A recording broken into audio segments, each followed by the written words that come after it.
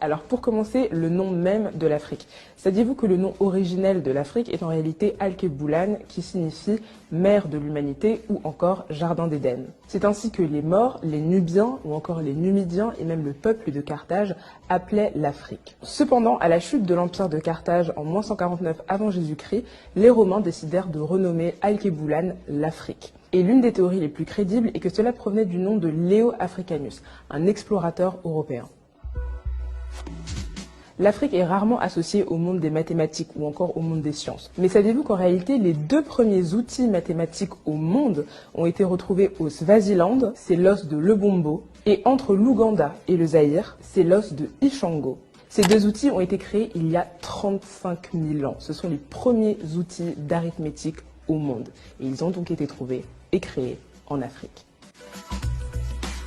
On sait tous que l'Afrique est le berceau de l'humanité, surtout depuis la découverte de Lucie en 1974 en Éthiopie. Mais saviez-vous qu'en réalité, c'est le berceau de la vie? L'Afrique est le seul continent sur la planète à réunir à lui tout seul 9 biomes, c'est-à-dire 9 écosystèmes, notamment les savanes, les mangroves, les forêts ou encore les prairies et les déserts. C'est également, bien évidemment, le continent le plus riche en matière de ressources naturelles. Pétrole, or, diamant, aluminium, gaz, graphite, sel, bois, charbon et encore tellement d'autres minerais. En parlant de minerais, parlons du cobalt. La plus grosse réserve de cobalt se trouve en République démocratique du Congo.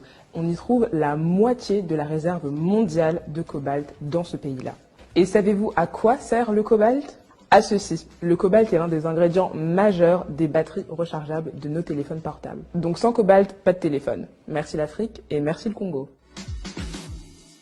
On nous parle souvent de l'Afrique à partir de la colonisation, après la colonisation.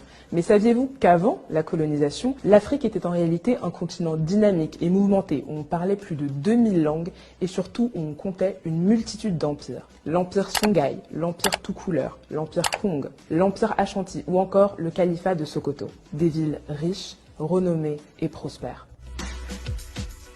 Et justement, en parlant de prospérité, saviez-vous que l'une, si ce n'est pas la première université au monde, a été créée au Mali? C'est l'université de Sankoré, à Tombouctou. Elle a été bâtie au XIVe siècle. Et figurez-vous que c'était une véritable capitale culturelle. Des multitudes de citadelles d'études, des centres d'apprentissage, des académies. On y enseignait des multitudes de matières. Les arts, les sciences, la religion ou encore, bien évidemment, les mathématiques. Cette université, Tombouctou, le Mali, l'Afrique a fortement contribué et participé au développement de l'humanité. Alors à tous ceux qui disent que l'homme africain n'est pas assez entré dans l'histoire. C'est que l'homme africain n'est pas assez entré dans l'histoire.